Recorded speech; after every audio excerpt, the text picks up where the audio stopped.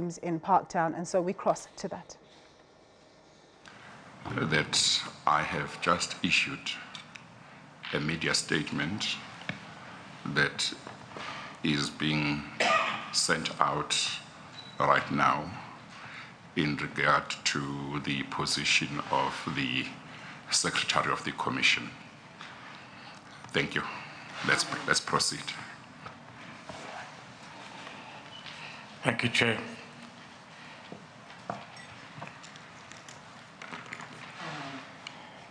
Mr. Watson, we were dealing with the affidavit of Mr. Fenton and the attestation which appears at page 266.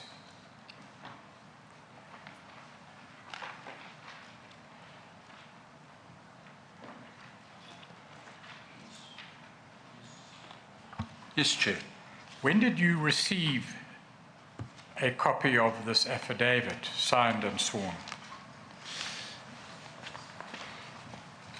Chair, if I can add, I think I only received it early January. I wasn't interested. I got missed calls from the gentleman, but I can't remember exactly when I received it. All right.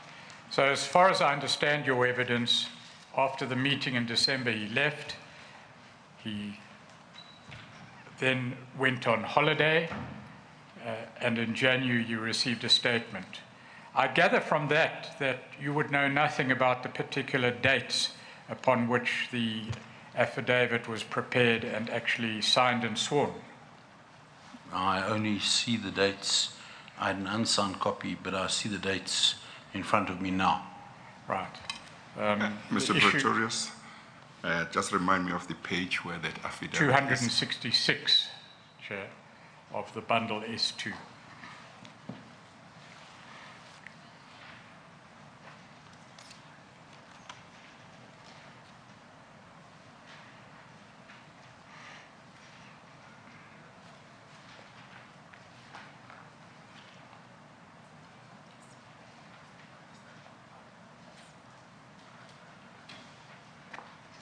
Yes, thank you. The only point I raise in this regard, Mr. Agrizzi, that seems not to be matters within your knowledge, but perhaps the investigators can follow it up, is that the statement appears to have been signed on the 19th of December 2017 at George and attested to on the 18th of December 2017 at Mossel Bay. But I'm not sure that you can assist the Commission there. I can't offer any comment on that. Can we go back? Mr. Pretorius, just to make sure, the affidavit you're talking about starts at page 252, is that yes, right? Chair. Yeah, 266 is where it ends. Yes, Chair. Okay. And at page 252 is a document which we now know is the affidavit. It's headed Stephanus Fenton, highly confidential, G. Watson, tax fraud. It reads Affidavit of Petrus Stephanus Fenton. There's an identity number of Noordheelwil, Krugersdorp, Gauteng. Do you know where Mr. Fenton lived? I have no clue where he lives. I know from the affidavit that it's in Noordheelwil. Okay, but you don't know whether that's true or not from your personal knowledge? No, I wouldn't know. Right. Then there's another heading, Context of Tax Fraud and Racketeering by Gavin Watson. And then it goes on to say, my full names are Petrus Stephanus Fenton, white male, age 46, resident at Noordheelwil, Krugersdorp. Hereby declare that the attached affidavit and the annexures labeled files 1 to 2 are a true reflection of the occurrences at Bosasa Group of Companies, stroke African Global Operations, and the dealing of Mr. Gavin Joseph Watson. Before we go on, reference is made to files 1 to 2 as annexures to the affidavit. Did you also receive those at the time you received this affidavit? I did, Your Honour. Sorry, Chair. Where are those files now? Those files were initially all submitted to the attorney that dealt with the matter in the beginning and are still with him at the moment. the attorney that represented you and others. Correct. It goes on to read in the next paragraph on page 252, the statements made are, in my opinion, factual, substantiated by records and copies of invoices and receipts. The intention hereof is not to seek monetary gain, but to clear mine and related parties' names after being coerced and forced to conduct what we realize what instructions from Gavin Joseph Watson. Sentence appears to be incomplete. This matter has affected my health and relationships. And then the last paragraph reads, this affidavit is done without any duress or pressure and is done subsequent to the meetings held with Gavin Watson as detailed. And then there's a footer at the bottom of the page. In relation to this first cover page of the affidavit of Mr. Fenton, do you recognize its structure? Yes, I do. Tell the Chair what you know. Chair, he requested that I send him a copy, email him a copy of the structure of the way that the affidavits were done by Andries van Tonder. And did you do so? I did so. And is the cover page of the affidavit you sent him similar to the cover page of this affidavit? It is similar, but there are some differences. I can't recall exactly what the differences are. Where did you, to what address did you send this model affidavit to which you refer? It was an email address, if I recall correctly. It was PETV1972@gmail.com. Where was, do you know where Mr. Fenton was at the time you sent the affidavit? Now, this affidavit, he was in Krugersdorp at the time. This was done in November that he asked me to do this, send it to him. It was early November, probably around the 6th of November 2017. All right. Mr. Agrizzi, I'm going to take you through the contents of this affidavit.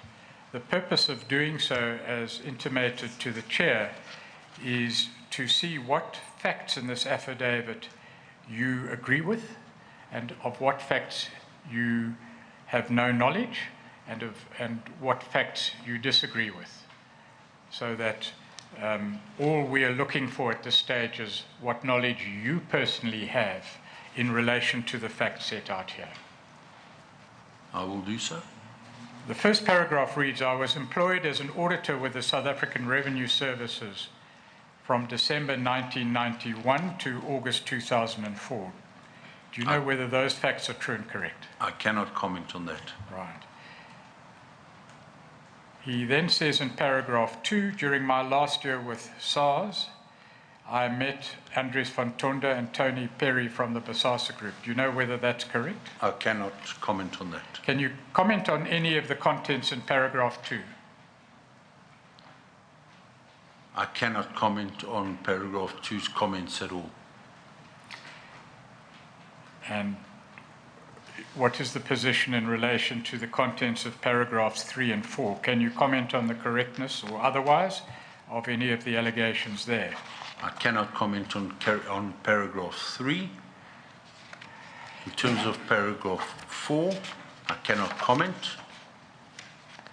Let's look at paragraph 5. Do you know whether it is correct that over the years Mr. Fenton built up a good relationship with Tony Perry, Andries van Tonder, Gavin Watson, Jacques van Zyl, Carlos Bonifacio, all the directors and other employees of the Bosasa Group?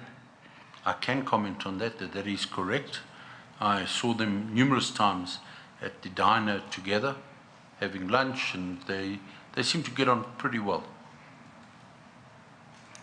The next paragraph reads, Gavin Watson realized this and wanted me to get more involved in the business in the form of a consultant from an external point of view.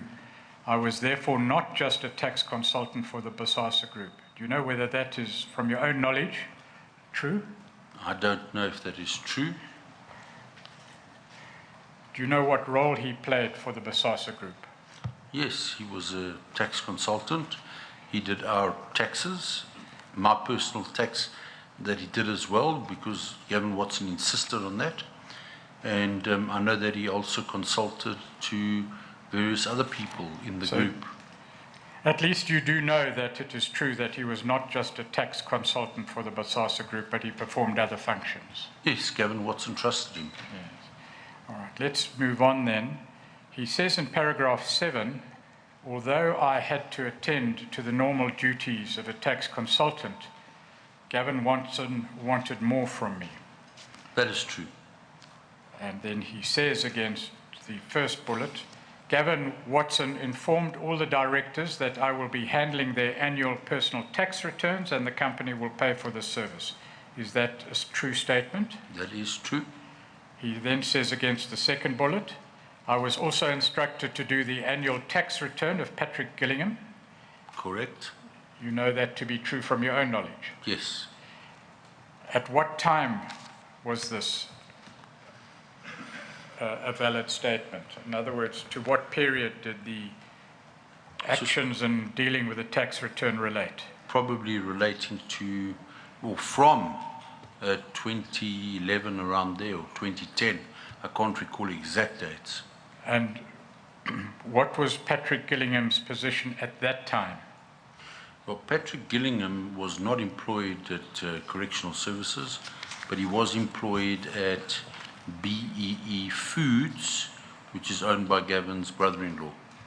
All right. When you say Patrick Gillingham was not employed at Correctional Services, perhaps we should be accurate and say when he was not employed and when he was employed at Correctional Services, to the extent that you can remember. I think the date was 2009. So is your evidence that Gillingham would have left Correctional Services by 2009? If I recall. And then after that received employment within the Bosasa Group? Well, no, that wouldn't be correct. It's not within the Bosasa Group. It was within BEE Foods, but it was with, not with Gavin Watson, with Gavin Watson's brother-in-law. Okay.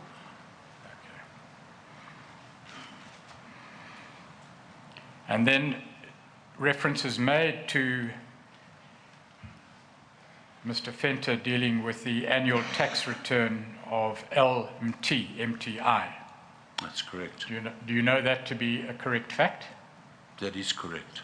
And do you know to which period that would relate? If I'm not mistaken, I also can't recall exactly, but it would have been the same time as Gillingham, which, if I recall correctly, was 2009, Chair.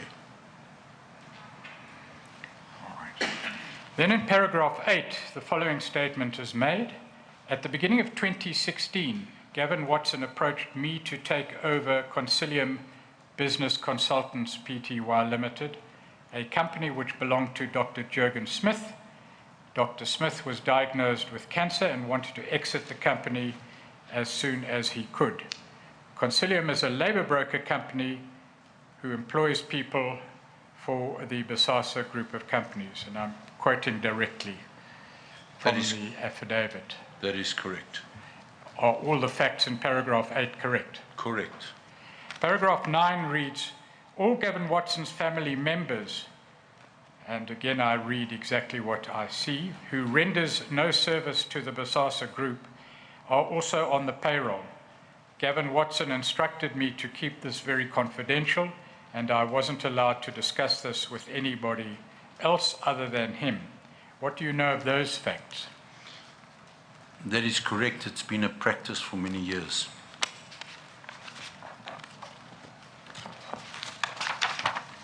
If we can then go on, please, to paragraph 10 on page 255.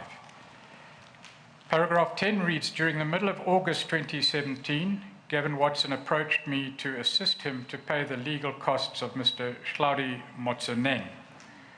On 17 August 2017, I received an invoice from Walter Jelle from Majavu Attorneys - proof attached. Before we go into the detail, do you know anything about those facts? I don't know the details, but I have seen the proof and the payments made. You've seen proof of the payments. Are those the payments referred to in the subsequent lines of paragraph 10? That's correct. Do you have those available? I've submitted everything to the Commission in digital format, but the printed copies are with my erstwhile attorneys. All right. So the paragraphs regarding payment read, I have paid the total invoice amount of 1,187,656 rand 82 cents in 2 installments. First payment of 600,000 rand on 20 August 2017, proof attached. Second payment of 587,656 rand 82 cents on 21 August 2017, proof attached. You say you've seen those documents? Yes, I have. And are they documents which reflect those amounts and dates? I just want to clarify for the Chair that I would not have attached this affidavit if there was any untruths or anything not clear in this affidavit backed up by proof. Everything was there. Yeah. And these are payments of legal costs paid by Busasa in favor of Mr. Claudio Muswaneng. Is that the documentation you have attached reflects that? It does reflect that. Okay, thank you. Paragraph 11 then reads, during September 2017, Gavin Watson approached me to assist him and Sivion Dlamini to make 3 payments to Morocco Consultants Training and Development Pty Limited. Let's pause there. Firstly, do you know who Sivion Dlamini is? I think you've mentioned him in your evidence, but please just remind the Chair who he is. Chair, he used to work for me. He was previously a social worker that worked at the youth centres. We then got promoted to a director of Bososo Youth Development Centres. Do you know anything about the transaction described here? All I know is I saw the transaction and I was told by Mr. Fenton that it was not anything else but money laundering to get money to somebody. No services were provided. When you say you saw the transaction, do you mean to say that you actually saw a physical manifestation of the transaction, or you saw a record of the transaction? I saw a record of the transaction in terms of an agreement that was drawn up for consultancy services to Morocco, and then the payments to Morocco. So you saw, did you see the agreement? Yes, I did. Did you know the agreement to be a genuine agreement or not? It was not a genuine agreement. It was just a smoke. And then you say you served further records. Did these records relate to payments? Correct. Okay. The paragraph continues on page 255, paragraph 11, to read, Lindsay Watson prepared a consulting agreement between Miyotto Trading and Advisory Holdings Pty Limited and Morocco Consultants Training and Development Pty Limited. Dash attached, dash, no services have been provided as this is merely a front for other intentions. Do you know the entity Miyotto Trading and Advisory Holdings Pty Limited? I do. Please tell the Chair what that entity is. Chair, Miyotto is just a shelf company owned by Mr. Fenton and I think his sister, Mrs. Longsworth, who's also the director, the owner or the shareholder in Concilia.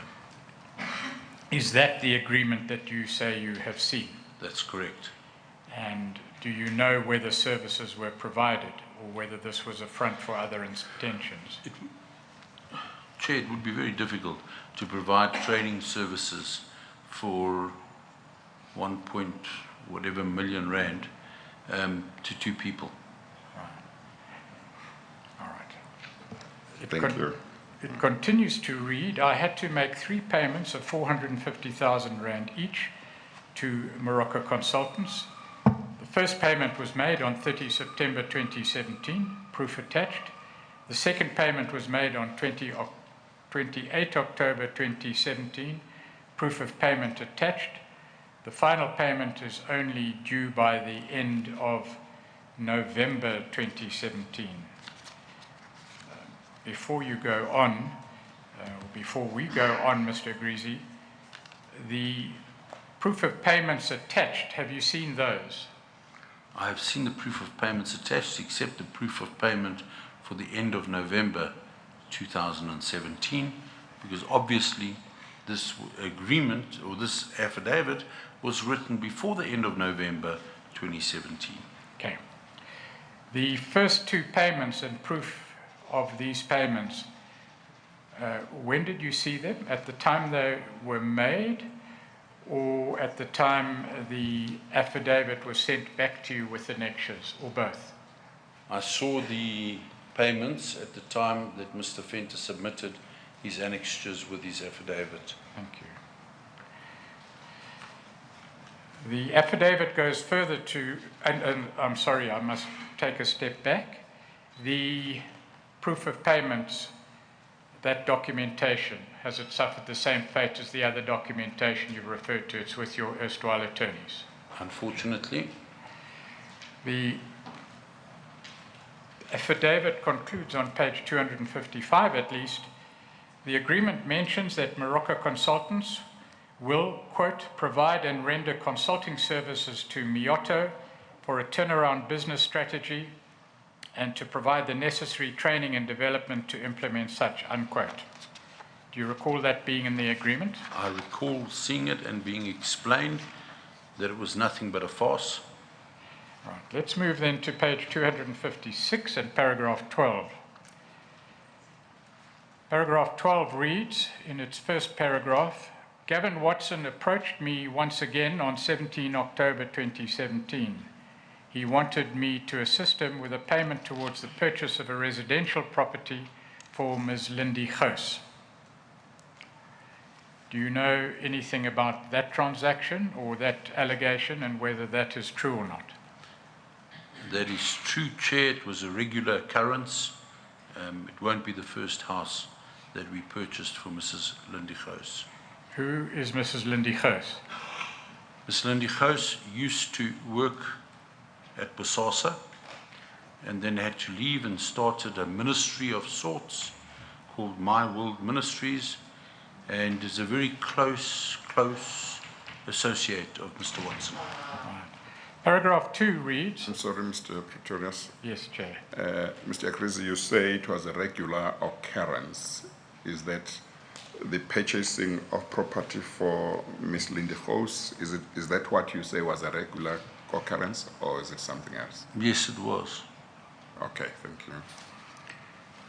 The second part of paragraph 12 then goes on to read, the amount was for 2.5 million rand, and I had to consider the amount to be a loan. And in brackets, Ms. Gous insisted that a loan agreement be drawn up, close brackets. Do you know anything about those facts? I do. We would normally draw up a loan agreement to avert donations tax. And in relation to the amount, 2.5 million rand, do you know anything about that? Probably a deposit. I'm sorry? Probably a deposit, you say? Yes, I'm aware of the property that she purchased. That was probably a deposit. Do you know that a property was purchased at around this time? Mr. Fenton showed me the documentation, and it was a property in, look, I don't like to give out addresses and that. Yeah, I don't want to do that. Yeah. But it was a property on a hilltop overlooking Rudaport. And did the value of the property exceed 2.5 million rand? Oh, yes. What would be, would you be able to make your own layperson's estimate of what its true value might have been at the time you were shown? If I recall correctly, and I stand to correction, she had a property previously in the same complex. And I think she mentioned to me once that she sold it for, I think, 5.5 million. And you think this one might have been? But it was in the same complex. So yeah. I don't know. Look, I don't have the details of what the transaction were, so I don't want to really assume anything. Yeah, No, that's fine. If you go on then to the third part of paragraph 12, it reads, Gavin Watson took me to Natasha Olivier and instructed her to pay 3 million rand from his personal account into Mioto Trading and Advisory Holdings Pty Limited bank account. Do you know anything about that payment? I haven't seen any documentation that Gavin Watson told him to do that, but knowing Gavin Watson, that is probably correct, and he did show me as proof the transfer into Mioto's bank account from Gavin Watson. Right. The next portion of paragraph 12 reads, and these are Mr. Fenton's words, of course, it must be noted that I could not question Gavin Watson as he would get upset with me. So I made the payments even though I knew that this was not correct. Now, I don't want you to comment on the state of mind of Mr. Fenton. That's for him to say. But the sentiment that he expresses there in relation to following Gavin Watson's order, does that come as a surprise to you from your own experience? Most definitely not. Do you want to elaborate? One didn't challenge Gavin Watson. You just don't challenge him. He'll destroy you. Yeah. Okay. Then, in relation to the payment of 3 million rand, Mr. Fenton says in the next portion of paragraph 12, 2.5 million rand was for the purchase of Ms. Gou's residential property and 500,000 rand to EFG2, the figure 2, with an ABSA bank account. I was merely told it was for a foundation, trust of Andile Ramaphosa, the son of the Deputy President of the Republic of South Africa. I found this strange but wouldn't dare question Gavin Watson. Do you see that? I do. Now let's just pause there, please. Do you know anything about the second payment referred to from your own knowledge? Yeah, personally, I didn't want to get involved in it because I, number one, didn't believe it. I thought, you know, it just can't happen, this type of transaction. But he showed me a transfer into that account, and that I saw. That's all I saw. All right. Now, just let's pause there, please.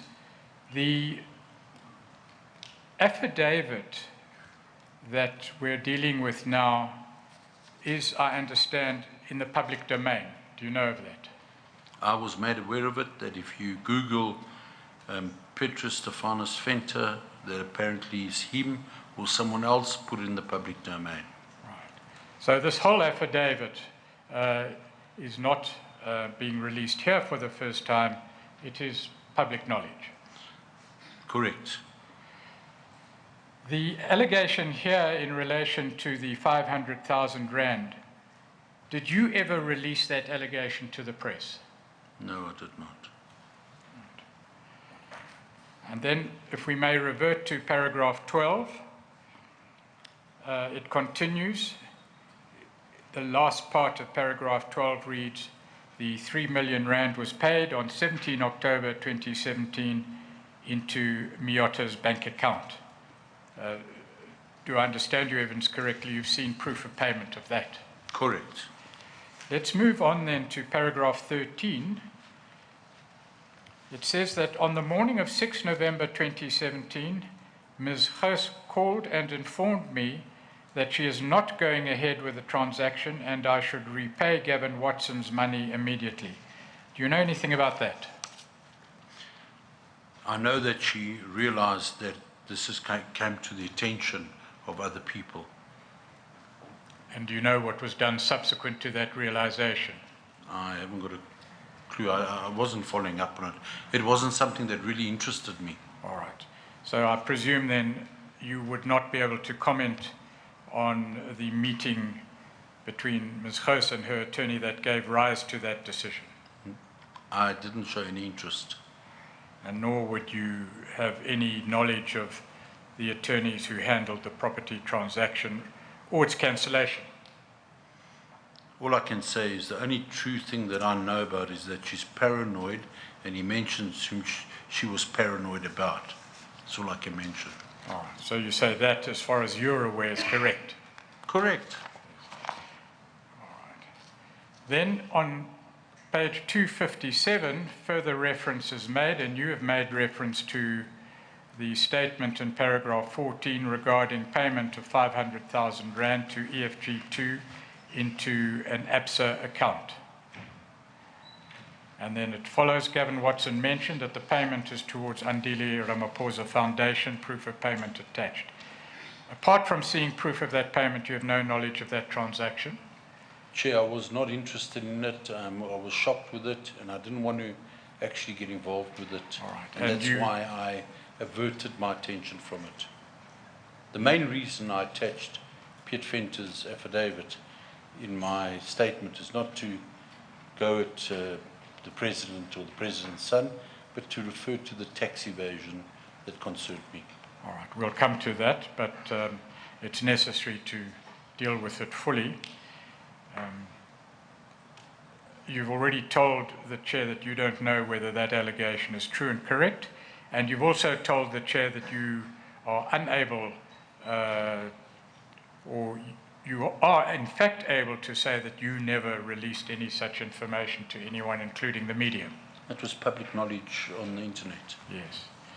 Paragraph 15 reads, Gavin Watson asked me to assist Lindy Gous on many occasions, from calming her down to getting her to focus. One of the tasks he instructed me to do was register a company called the Exchange Space Pty Limited. The purpose of the company is to do the marketing and branding of the Bosasa African Global Group. Do you know anything about, let's leave aside the personal matters, but do you know anything about the establishment and registration of that company, the Exchange Space Pty Limited? I haven't got a clue. All right.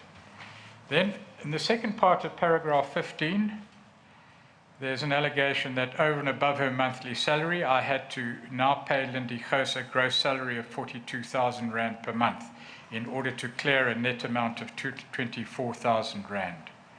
This amount had to go towards Ms. Gous's bond repayment, 1 million bond repayable over 10 years, just estimated. Proof of the payslip is attached. Do you know anything about those facts?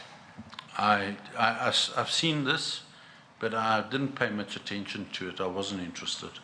And then it goes on to say, I want to emphasize the fact that the salary from the Exchange Space Pty Limited was purely for the bond repayment, as Ms. Gous got paid or gets paid from Concilium Business Consultants for her services. Her monthly cost to the company is 137,000 Rand, 717. Do you know anything about those facts? It's just very expensive, but no, I don't. Right. I know what I've been told. Now, if it is alleged in evidence,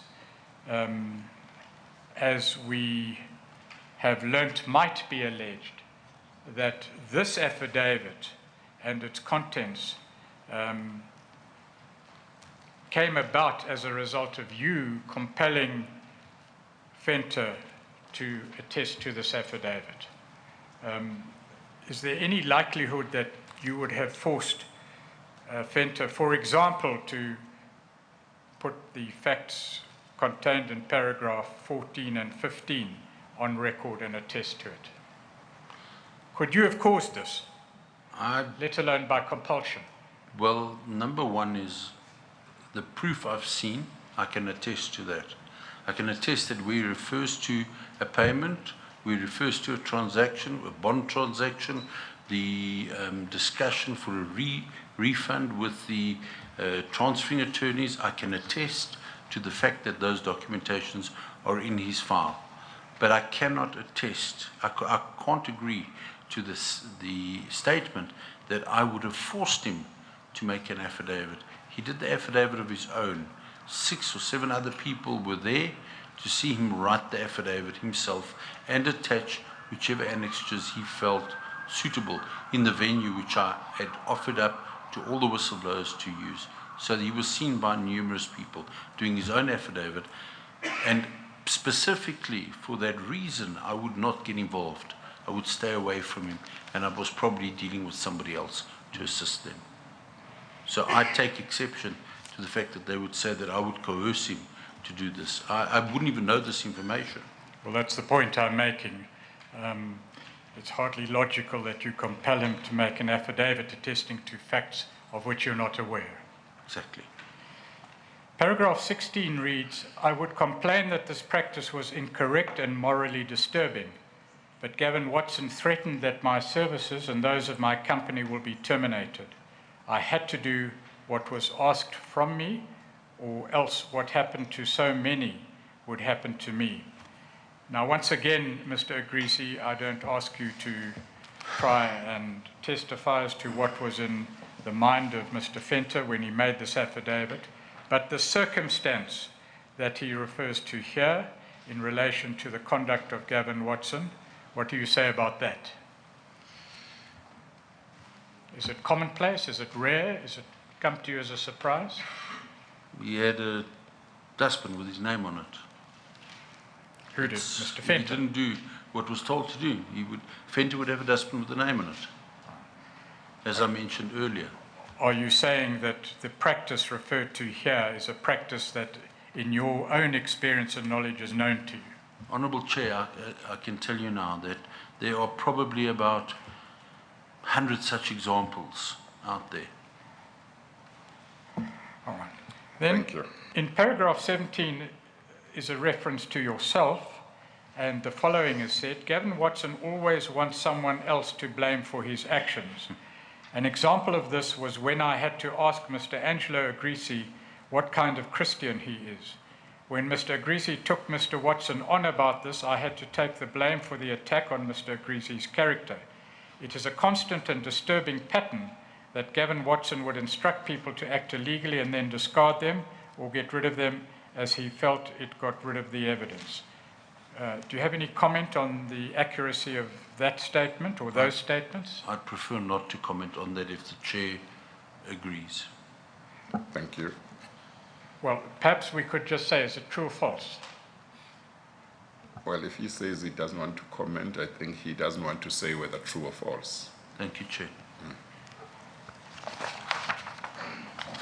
All right. Then over the page 258, in the same paragraph 17, the affidavit continues. Interestingly, Gavin Watson would never sign anything so as to exonerate himself from any wrongdoing. This was evident in the fact that his intention with Graham Richards was to implicate Agrizzi and Fenton, whereas they never benefited. Let's deal firstly with the first sentence of that paragraph. Interestingly, Gavin Watson would never sign anything. That's consistent with your evidence thus far. Is that correct? That is correct. As to the remainder of that portion of the paragraph, what is your evidence? I attended a meeting at one stage with Brian Biebuck, and I think Advocate Manny Witz or Attorney Daniel Witz was present, where we were told that Gavin Watson had made a statement, and if we spoke out, he's already made his statement, a two-page statement with Graham Richards. I don't know what was in the statement. I never read it, but he was going to use that to implicate us. All right. So you know something of the facts there. Some of it. All right. Paragraph 18. Mr. Gavin Watson just kept on making illegal demands, and I just couldn't take it anymore. The last nail in the coffin was when he told me to meet with Mr. Patrick Gillingham, Yes. and to hand him a parcel containing cash. I knew it was cash because it was wrapped in a bank secure bag. All right. Mr. Fenton here refers to a specific incident when, according to Mr. Fenton's affidavit, Mr. Patrick Gillingham was handed cash in a bank secure bag, as he describes it. Do you know anything about that particular transaction? I don't know this actual transaction other than what I've read and what I've been told, and that is what I was told. Generally speaking, do you know from your own knowledge whether Mr. Patrick Gillingham received cash? Yes, every month. Were you ever present when such a delivery was made? Yes, Chair, I made the deliveries sometimes myself. So we'll come to that in due course. Did you earlier on or yesterday say his was 110,000 per month? Or you can't remember? That is correct, it's 110. Thank you. And does that appear in your black book, in fact? It actually does. Let's go on. The second part of paragraph 18 reads, "This happened on Friday, 27 October 2017. I had to go to the office of Bosasa African Global, where Lindsay Watson, the daughter of Gavin Watson, handed me a parcel. You wouldn't have known of that, I presume, No, I wouldn't. but is it in accordance with the practice that you knew?" Chair, yes, it was pretty much the practice. He then says, "I reluctantly called Mr. Gillingham, who met me at my office at 269 Voortrekker Road, Monument, Krugersdorp. An hour later, I handed him the parcel and he left. I decided that this will never happen again." You don't know, I understand from your evidence, of that particular incident. I recall him phoning me about it and telling me how upset he was and that he'd been brought into this whole thing. That's all, Chair. Paragraph 19 reads, "Mr. Gavin Watson promoted Louis Passano and Colleen Passano to handle the company and group finances." I'll read the whole paragraph. "Louis Passano approached me during October 2017 to make changes to his payslip. He is an employee of Consilium Business Consultants Pty Limited. He instructed me on behalf of Gavin Watson to reduce his salary from 137,000 Rand cost to company per month to 90,000 cost to company per month." Do you know anything about the allegations in that paragraph? I don't know anything about it other than I see and I was told, but I can't believe it. Right. But you have no direct knowledge of that? No. You could never have told, I then conclude, Mr. Fenton, to put that in an affidavit, let alone coerce him. No, Chair, but I can believe the credibility of that. Paragraph 20 reads, "When I confronted him about this," and in parenthesis, it's Fenton confronting Watson that's being referred to here. I'll repeat. "When I confronted him about this, he was very vague about this, but then he mentioned something about his estate. It was then when I realized that he was sequestrated and should not be in the position of running a company's finances. The second thing is that he wants to show his curator that he earns less than he does. By doing this, he will pay a lower amount to his creditors." It continues, "I have attached the before and after payslips. Louis Passano also mentioned that Mr. Gavin Watson will pay the balance in cash. By doing this, he defrauds the South African Revenue Service as well as the curator. The actions could eventually impact on Consilium as, it reads, amounts to a fraudulent transaction. Besides, Louis Passano already has a 5-year suspended sentence." Do you know anything about the facts in this paragraph? I'm aware of the facts. I'm aware of the youngster. I tried to rehabilitate him at one stage. I took him under my wing. But I wasn't aware that he had the criminal convictions that he had. But I can believe it. Do you know anything about the circumstances of the sequestration? He was the fraud referred to here? No, I can't comment on that. I wasn't present. I only see what I was told. All right. Mr. Pretorius, Yes, Chair. I think if I heard you correctly, in relation to the first line of paragraph 20, you said that the person that was being confronted was Mr. Gavin Watson. It seems to me that in the context of that paragraph, it probably wasn't him. Is it not the person whose estate is said to have been sequestrated that they are talking about, that was being confronted?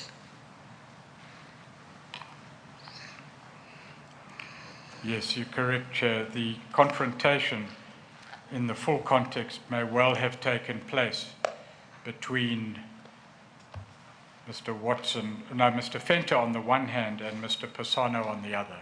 Yes, you Because it was previously Mr. said Pisano's Mr. Watson. estate that was involved. Yes, Yeah. I apologize. Yeah. The point being that neither the witness, Mr. Agrizzi, nor I know anything about the contents of this paragraph. Then paragraph 21, Mr. Agrizzi reads, pursuant to the closure of CARC, Gavin Watson in a meeting clearly stipulated that he did not want to lose the assessed loss of 138,498,378 rand as at the 2012 tax year, and Gavin Watson insisted, rather more instructed, that both Andries van Tonder and I do everything possible to maximize the use of the loss by filtering the tax exposure of profits in other operations via the entity. That is correct. Right, you say that is correct. Do you know what CARC was? Yeah. Chair, I do. CARC was a aquaculture project that Gavin Watson embarked on. It was a maverick project. It would cost the company dearly. I think the cost was about 400 million, and it was successful. Right. And it is apparent, an assessed loss of over 138 million rand. Are you aware of that as a fact? That is a fact. Right. And that occurred, according to the affidavit, as at the 2012 tax year. Correct. Was it not one of those that you told me about earlier, which were specially created only to be liquidated later? No. Or this was different? This one was a project that we were approached by an American to grow prawns in the Kruger Eastern Cape Development Zone. Okay, thank you. All right. So it was a costly investment. Most definitely. You say you know of the facts in the first 3 lines of that paragraph. Do you know anything about the use of that loss by filtering the tax exposure of profits into other operations via that entity CARC? In other words, attributing the loss to other companies. Yes, I'm aware of it. Right. From your own knowledge? Yes. Right. Paragraph 22 reads, Andries van Tonder was instructed to change the main business of the company, to incorporate provision for the company to utilize the assessed loss by inflating the purchase price of the raw material to other contracts, thereby utilizing the company, CARC, as the newly changed Bosasa supply chain, which would handle all major purchases for the group, reselling the group goods at a markup, thereby effectively reducing the profits of the other entities and averting having to pay tax on the profits. That's a long sentence. It may not be immediately apparent to people who aren't tax experts like myself, but what do you say about the contents? Firstly, are they accurate? And if they are accurate, can you just explain to the Chair what happened? Well, I'm definitely not a tax expert, let alone an accountant. But basically, Chair, what was being done was that if you change the structure and the purpose, the intent of a business, you are able then to change the name and utilize it for something else.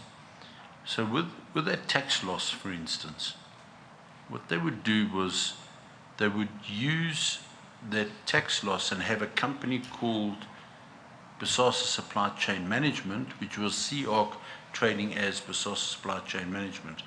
Then Bosasa Supply Chain Management would buy from suppliers and on-sell those goods at a much higher price than market-related to the operational company, Bosasa. So the profits would reside in Bosasa Supply Chain Management. Now, if the profits reside in Bosasa Supply Chain Management, you will show losses in the other companies, because now what you've done is you've hiked the prices up in Bosasa Supply Chain Management and you're making good profits. So you make up to 50, 60, 70% profits now all of a sudden in Bosasa Supply Chain Management, which suits the situation that you have a tax loss in there. So eventually you'll use up your tax loss and then you would have to start paying tax. But that's basically the way it was structured, how I understood it at least. Thank you. I'm not sure that you made clear to the Chair whether you know of this particular set of facts set out in paragraph 22, as opposed to the practice. Well, I asked Piet Fenton on the phone once upon a time when he phoned me about this, and I asked him, is it actually fraudulent? And he said to me, yes, it is. And he then said, but we have to create invoices and manufacture fraudulent invoices to win the SARS investigation over. Now, you remember that he was from SARS, and there was other people that from SARS as well that assisted in the process, but he knew what to do to make it acceptable to SARS to be able to grant the assessed tax loss for the future tax years. So that's how I understood it. I must confess, I'm not a tax specialist, and I didn't get involved with the nitty-gritty at all. So your knowledge of this transaction and its implications emanates from your discussions with Piet Fenton? Chair, yes, with Piet Fenton, but also with other colleagues and people. I would always check up on people and ask what the situation was. Let's go then to paragraph 23. Perhaps I preempted your evidence. Paragraph 23 reads, the value of this created an opportunity to evade tax on an amount of 38 million rand, 779,546. I was told that documents and processes were fraudulently manufactured in order to win the SARS investigation by satisfying them that CARC did trade for tax purposes, which allowed the company to carry forward the assessed loss to future tax years. That is correct. I checked out on that. You know of that, again, on the same basis that you know of the facts in the previous paragraph? Correct. Paragraph 24 reads, SARS stipulated that proof had to be submitted to substantiate the claims and the argument of trade. Such proof was then fraudulently drawn up. As a result of the changes made and the submissions made, SARS granted the allowance of the assessed loss. That is correct. Again, on the same basis as you've referred to before. I saw the affidavits that were attached to his, not the affidavits, the statements that were made to SARS attached to some of the whistleblowers' statements. So you have seen in writing the representations made to SARS? Correct. They were signed by the company's secretary. I'm not sure if it was the company secretary or the commissioner of oaths within the company. So you've seen independent documentation, or documentation which independently verifies the allegations, at least in paragraph 24. Correct. And the documents you've seen, are they consistent with the contents in paragraph 24? Most definitely. It looks like they were drawn up by one of the chartered accountants. Then let's go on to paragraph 25. We needn't go into any detail there, but there's a calculation of the assessed loss and the tax that would have been payable in respect thereof, and the fact that there was a write-off allowed by SARS pursuant to their investigation. That is correct. Would it have been possible for you, given the facts you knew yourself, as opposed to the facts you learnt, to have told Mr. Fenton to, let alone compelled Mr. Fenton to make the allegations that he did in paragraphs 21 to 25? Chair, I was not concerned with the tax matters of the company. My responsibility was to make sure that we have a well-run organization in terms of operations. I had to make sure that there would never ever be a complaint of the services we offered. That was my job. In terms of the tax matters and that was handled by people like Colleen Pisano, Louis Pisano, Andries van Tonde, Carlos Bonifacio. I had nothing to do with the tax matters.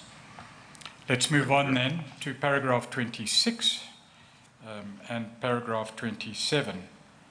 Paragraph 26 reads, during the period 2015 to 2017, Gavin Watson decided to build residential homes for his newly married son, Roth Watson, and his daughter, Lindsay Watson, in Morningside, Fenton. That's correct. You know of that fact? I do. The houses were to be registered on Gavin Watson's name, to the best of my knowledge. Do you know anything about that? That would be standard practice.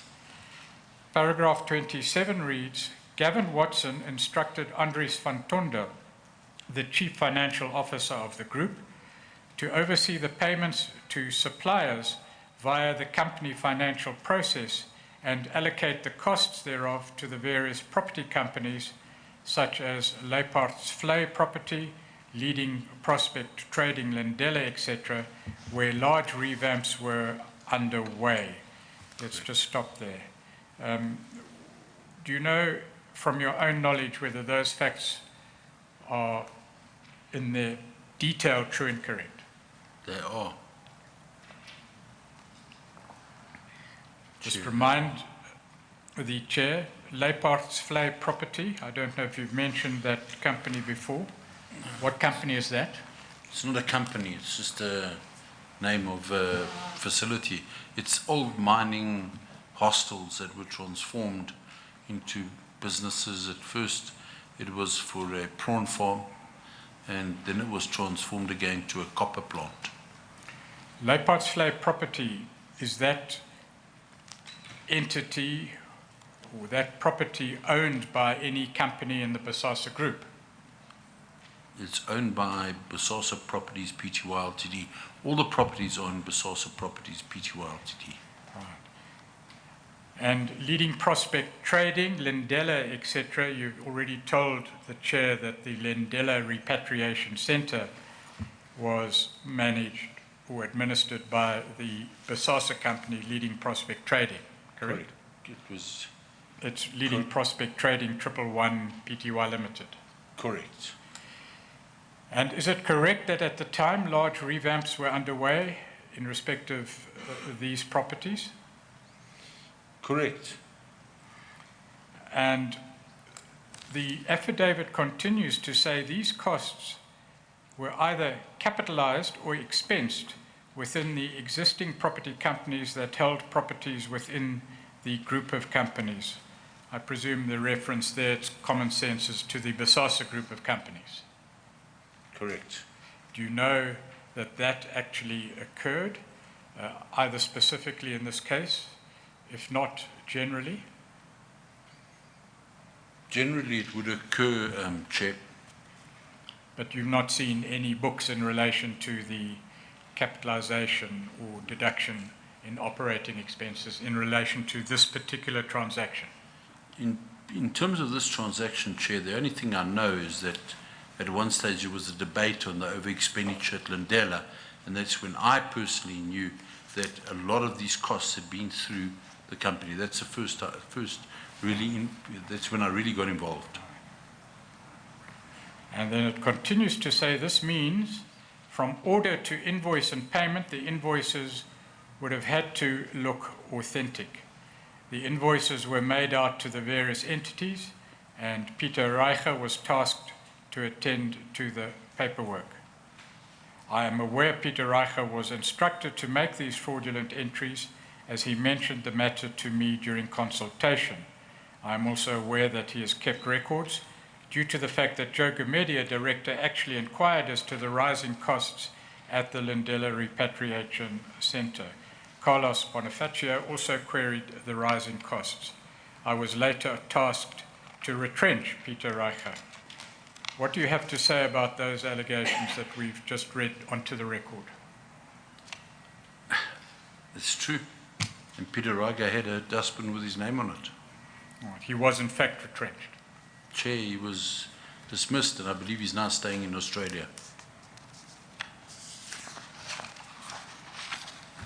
Then on the top of page 261, the first part of paragraph 27, the affidavit reads, "This resulted in the costs being absorbed by the company as cost of sales, and therefore having been expensed, reduced the tax liability on the company, allowing Gavin Watson the benefit of not paying for the houses personally, but also allowing for the benefit to be passed on to the children." That comment relates to the implications of the transactions we've just described. Do you have any comment? I can't really comment on that, Chair.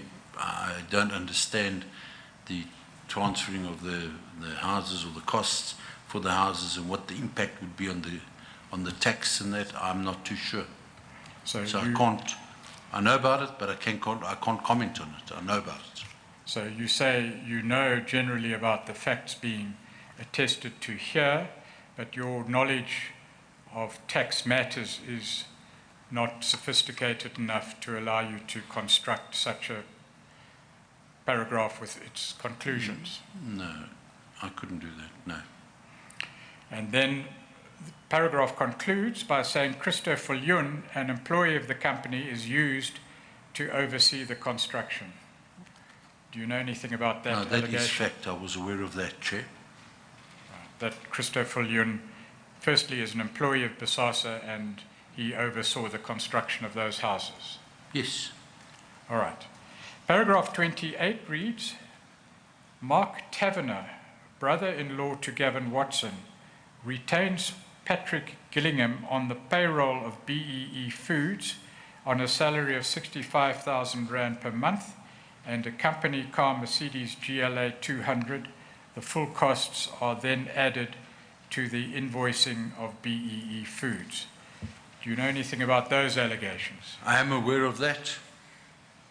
What in particular, in its detail? They're quite serious allegations, potentially in the context of all the facts, which we'll come to.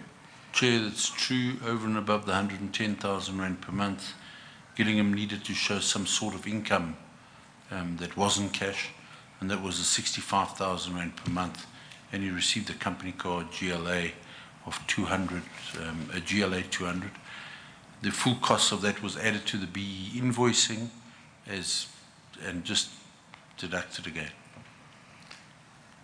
So you say you know about those facts, they are correct, but just to place those facts in their context in case there's any confusion, you have told the Chair that until 2009, I think, Mr. Gillingham was employed by the Department of Correctional Services.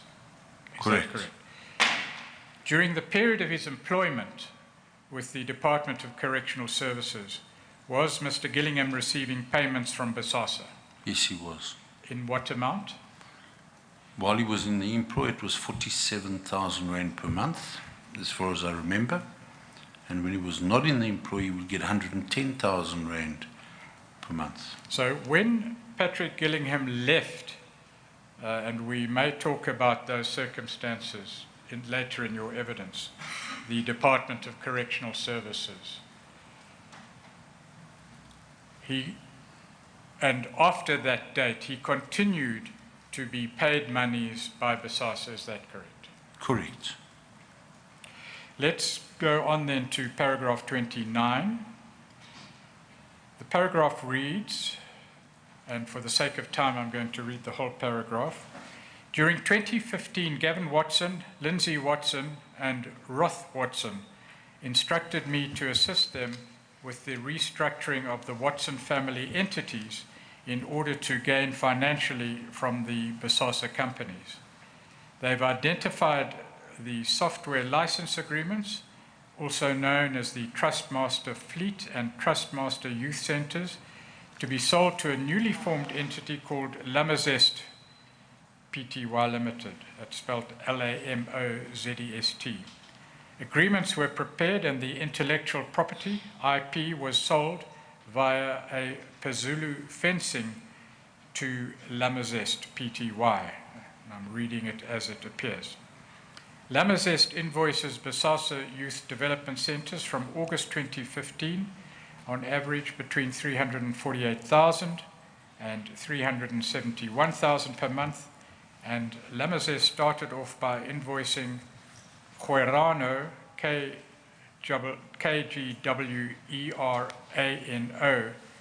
Financial Services from August 2015 an amount of 437 Rand per month. This amount came down as the number of vehicles on the contract came down. I don't think the directors or the shareholders of the Bosasa Group are aware of the profits which are effectively extracted from the Bosasa entities, and only the Watson family is gaining from this. Before I ask you to comment on the contents of this paragraph, Mr. Agrizzi, Guerano, KGWERANO Financial Services, is the same company you've mentioned earlier in your evidence. Is that correct? That's right, it's a fleet management company. What do you say, or what are you able to say to the Chair about, firstly, the correctness of the allegations here, and secondly, any explanation of the scheme underlying these facts or allegations? Chair, I can't make allegations here. At the end of the day, it was Watson's money alone, and he could do with it what he wanted, I suppose. But these are the transactions that happened. I've seen them, I've verified them, I checked up myself before I even looked at this statement in its entirety. So you know these facts to be true. Do you know how the scheme worked or how the benefit was derived, apart from what's contained here? Because I'm not sure I understand. Well, what happened was you had agreements between a NewCo called Lamazest, which was an arm's length company. It wasn't owned by any of the Bosasa companies. And what would happen is that company would have agreements for software development with the various other entities within the Bosasa group. And what that does then is there's no costs involved there for Lamazest. It just strips all the profits out of all the other entities. So even if you had bona fide shareholders, they would never see their dividends because all the profits would be stripped off by Lamazest through agreements for software and provision of software and that type of thing. So it was all quite a bit of fronting. At the end of the day, the shareholders in any other group wouldn't have got money anyway because it was all being moved out into Lamazest. Thank you. Let's then move to paragraph 30 on page 261. It reads, the Watson family also wanted me to assist them to move a company called Pezulu Fencing Pty Limited away from the shareholders who were Bopa, B-O-P-A, and Pafoga, P-H-A-F-O-G-A, into the Watson family structure. We managed to achieve that, and by doing that, they got their hands on a 63 million loan account, which Bosasa Operations owes to Pezulu Fencing. The loan carries an interest, which means that the loan account just increases on an annual basis. As far as I know, the directors nor the shareholders of the Bosasa Group are aware of the financial gain which the Watson family is getting from this transaction. Firstly, then, the facts that are set out here, do you know whether they are correct or not? They are correct. And do you know that from your personal knowledge? I checked up on it and it is correct. And you will give evidence at another stage of those two trusts? Yep. The second part of paragraph 30 on page 262 reads, secondly, Pezulu Fencing was involved in a transaction with a company called Dealstream. 3 payments of approximately 10 million rand, 10 million rand and 17 million rand have been paid from Dealstream to Pazulu Fencing Pty Limited. Gavin Watson did not want to pay tax on these receipts because the company found themselves under cash flow pressure at the time. He insisted that we hide the receipts under contingent liability in the balance sheet instead of income, avoiding paying tax of 10.3 million rand. The facts alluded to in that section of paragraph 30 that I've just read to, do you know of them? Are they correct?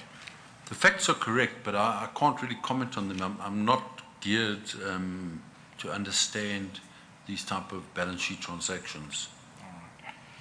Let's just take a step back at this stage, because it seems to me that your personal knowledge is insufficient to construct allegations like this relating to tax. Am I correct? You're 100% correct. Although this affidavit was sent to you in January 2018, it was drafted during November 2017. That's correct. The allegation might be that you didn't really compel Fenton to attest to this affidavit in December 2017, but you were involved in the drafting the statement at that stage during November, and you forced him to say what he says here. What do you say to that? Then why would he have signed it, Chair? Yes, all right. Why would he have signed it if I'd forced him to write it? I presume we can infer that you did not. I most definitely did not. Right. Let's then go to paragraph 31. Well, but I'm not sure, Mr. Pretorius, whether that deals adequately with the purpose of your question. All right, perhaps I'm, in the interests of time, trying to bundle too much into a question. I apologize. I'll take my time. Okay, maybe I should just allow you to yes, and insofar as I thought loopholes, you will fill them. I thought that you were giving Mr. Agrizzi the opportunity to say why it's improbable, maybe, why he would, why it would be wrong to say he had compelled Mr. Fenton. And I thought maybe the answer that he gave might not really cover everything, but maybe it's just repeat the question and I'll listen to his answer again carefully, and then maybe I can articulate myself better as well. Yes, my apologies, Chair. 4 o'clock won't come any sooner, even if I do try and hurry matters up in evidence. Let's take it step by step. We don't know, Mr. Agrizzi, precisely what Mr. Fenton and others might say about why this affidavit was ultimately attested to in December. I will not know what they would say. We have some information from the investigators that it will be said that you compelled Mr. Fenton to attest to this affidavit. I can believe that. You have said in relation to that allegation, well, of course you couldn't have, because he was in the Cape and you were in Dainfern at the time the affidavit was attested to. That's right, Chair. But the allegation against you may be something different. It may be that the allegation that you forced Mr. Fenton to write up these facts and to ultimately attest to them on affidavit didn't occur in December, but occurred earlier in November, when the statement which formed the basis of this affidavit was drafted. Because you have said that you saw a statement in this form early in December. Correct? Correct. So I'm saying to you that if it was or is in future put to you, well, Mr. Agrizzi, we're not talking about December when you might have been in Dainfern and Mr. Fenton was in the Cape. We're talking about November, and it is in November that you forced him to put these facts on paper. What do you say to that? I know there's a logical answer, which you've alluded to, but what do you say to that? Well, we've got until 4, Chair, I believe. So, number one is Mr. Fenton wrote his own statement in a facility that I allowed him to use. He wrote it on his own computer, and there are 5, 6, maybe even 7 people that can attest to it, that he sat on his own and did it by himself. Nobody assisted him at all. The second thing I'd like to raise is, it is amazing how Mr. Fenton first wanted to whistleblow and then didn't want to whistleblow and then came back and asked to whistleblow. And that's when we said to him, look, if you want to whistleblow, then you need to put skin on the table and you need to sign your affidavit. And we will help you. I will help you as far as I can to support you with legal costs and all that type of thing where we can, so that we can clear this thing up. And he made use of that opportunity, and then in January he turns again. It just doesn't make sense to me. Does that answer the question, Mr. Chair? Yes, thank you. As far as you know, to the extent that it may be alleged that you compelled him, do you know what it is that he would have feared would happen to him from you if he did not comply? Chair, I can't even answer that because I don't know what he realizes. I mean, you are not aware of anything that he might have feared from you? He might have been scared of the dog in my house. It'll bite him maybe, but definitely not. There was nothing that I could use. And by the way, the dog is a greyhound, so she hasn't got many teeth left either. But what I'm saying is, Mr. Chair, is that there's no ways I could have forced him into doing anything. He didn't even work with me or for me. He came to us and he said, look, he can't continue like this anymore. But he quickly changed his tune when he was offered a couple of 100,000 rand, because he came to me and he asked me the first time round. He says, can you afford to pay me 300,000 rand a month? And I said, I don't even do that myself. So one needs to look at his motives. That then gives rise to the second question alluded to by the Chair now.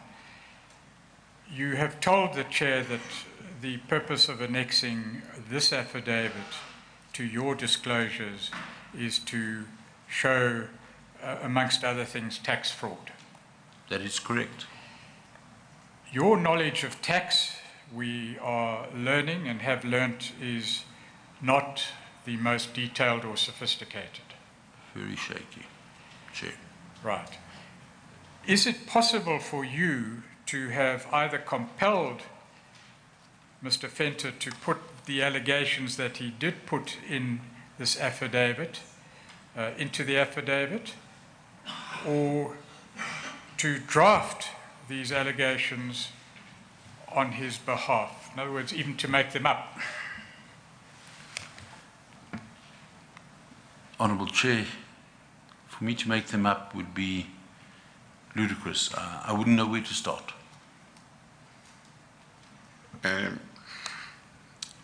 Is my recollection correct that this is the same person who had approached you earlier on and indicated that he wanted to join the group that was going to blow the whistle, and did write a statement but changed his mind at some stage and backed off, or was there somebody else? This is the same person, Chair. And did you say that, did you deal with where that statement was, maybe I should say incomplete statement? Was that taken away by him, or is it under the control of somebody that you know? Chair, as far as I know, he had the statement with him. And even if I look at the date that he apparently signed it on, where it's dated in typo, 19th of July, even if I tried to do the statement for him, how on earth would I have predicted he would have it signed off on the 18th of July, which is so close, 18th of, I can't even remember, December. 18th of December, where he signed it off where he puts there the 19th of December. I mean, I wouldn't have known those things. I wouldn't have known where he's on holiday. I wouldn't have known which police station to meet him at. You can look at my travel records. I was nowhere near Mossel George. Well, I'm talking about the one that was not completed. That's the one I'm talking about. You say you don't know where that one is. No. That one. Did you ever have a chance to read it before he stopped with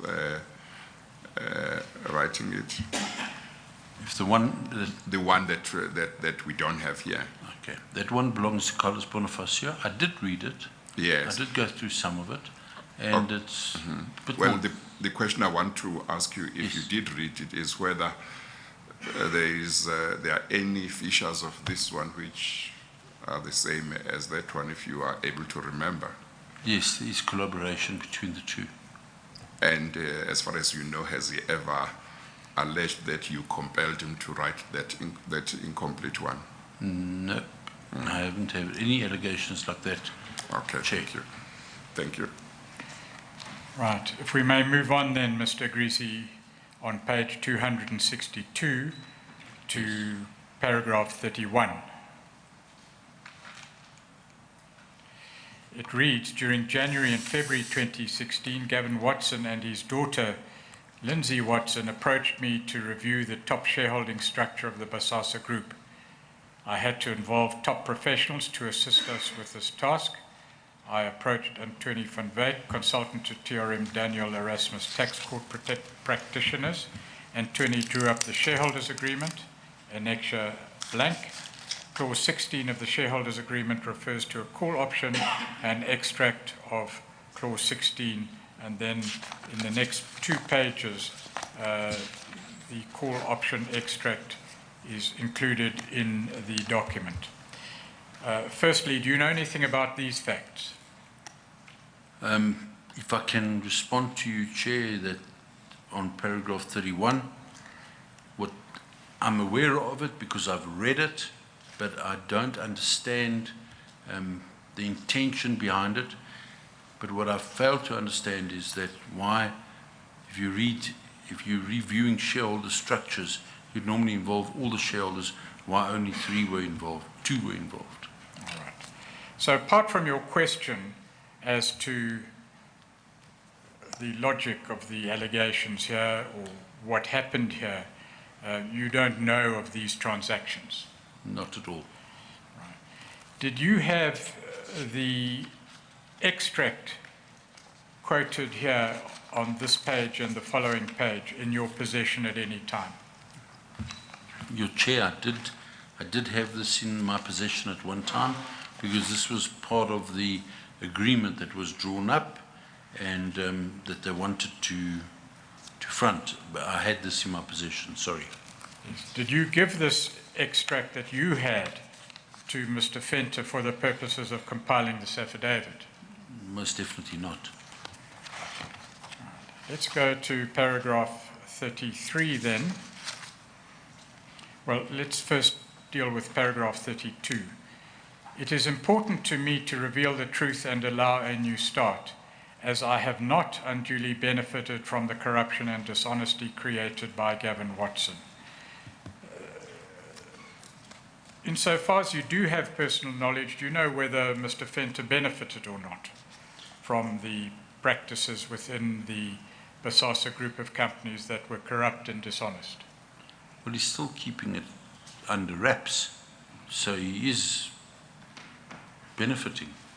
Now, one significant difference, it appears, and please correct me if I'm wrong, between the approach in this affidavit and your approach, and perhaps of the other whistleblowers we will learn in due course, is that I take it you admit that you benefited from the corruption and dishonesty created by Gavin Watson. Well, yes, even if it was a holiday somewhere, one benefited from it, you did. Yes, and you've actually set that out in your affidavit. I think one must be blunt about it. If you benefit, you benefit. Right, but the Simple. difference in approach and a factor that is different from your approach and that of Mr. Fenton is Mr. Fenton said he didn't benefit. So again, that goes to whether you would have compelled Fenton to say what he said in paragraph 32. I know you said generally you didn't. Not at all. Then let's go to paragraph 33. An important note, says Mr. Fenton, is that on a previous occasion, the servers at Bosasa crashed, resulting in a massive data loss. Pursuant to years dealing with Mr. Gavin Watson, I learnt that he had arranged that they previously ensured the crash so that the SIU could not gather information. Mr. Andries Tonda and Mr. Angelo Agrizzi were aware of this. Let's stop there. What do you know about those allegations? That's Andries van Tonder. You said Andries Tonder. Andries van Tonder. Yeah, it's van Tonder. You said Andries Tonder. Did I? Yeah. I swallowed the fun. I'm sorry.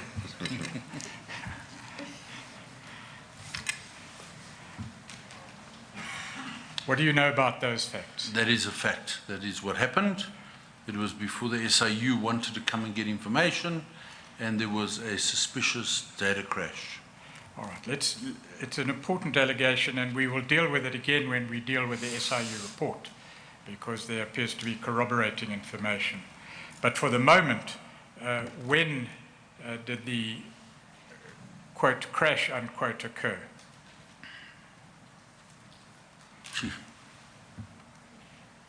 related to the SIU investigation. Well, in relation to the SIU investigation, it would have then been 2008, 2009, maybe 2007. I need to, it probably was around the 2009 period, if I remember correctly.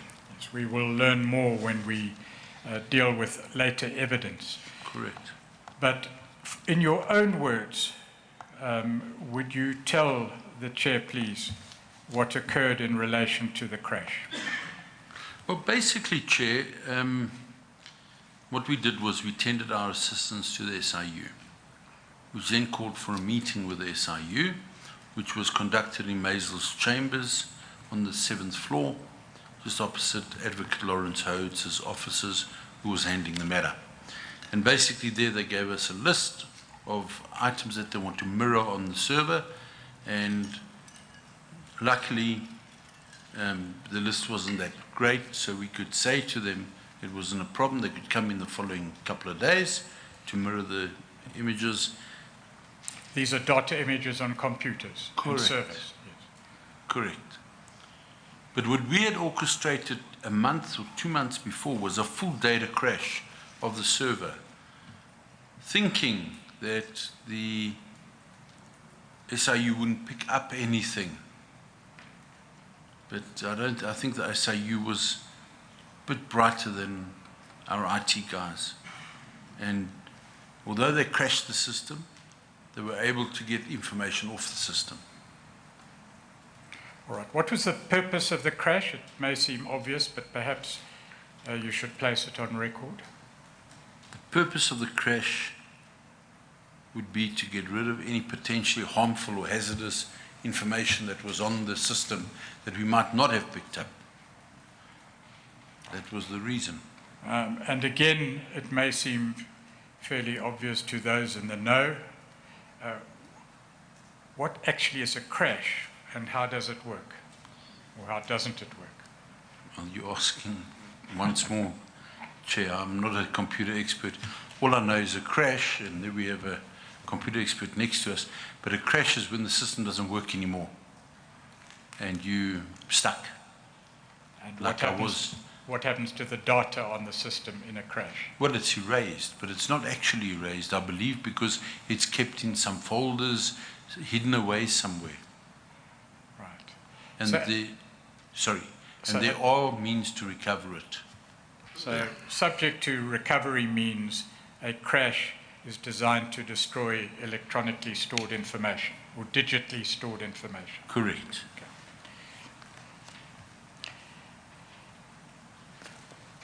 The affidavit continues to read in paragraph 33, concerning is during October, I had a meeting with Mr. Gavin Watson in the office adjoining Mr. Andries van Tonder's. Mr. Watson then called Ms. Elise Eland to schedule another computer crash. This was discussed in my presence,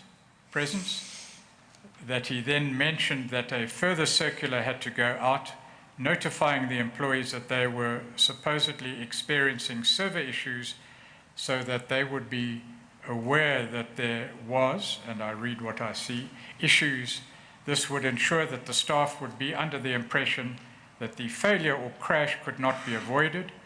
That way no one would be suspicious and they could get rid of potentially hazardous data files that could incriminate the company and its directors.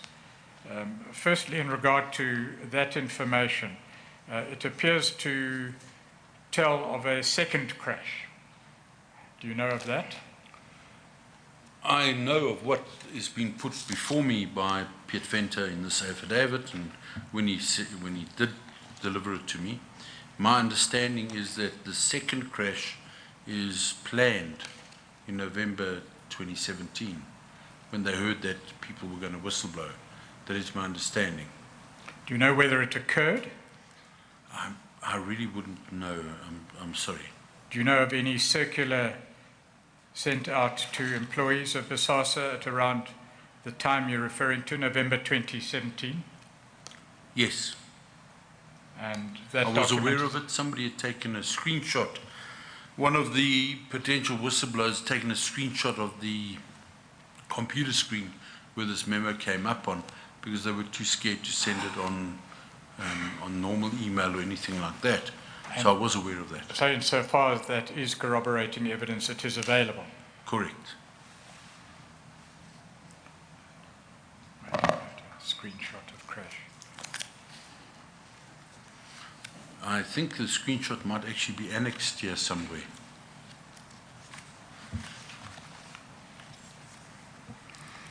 Well, if it might be easy to find, you can have a look, but if it won't be easy, finding it might be homework for Monday.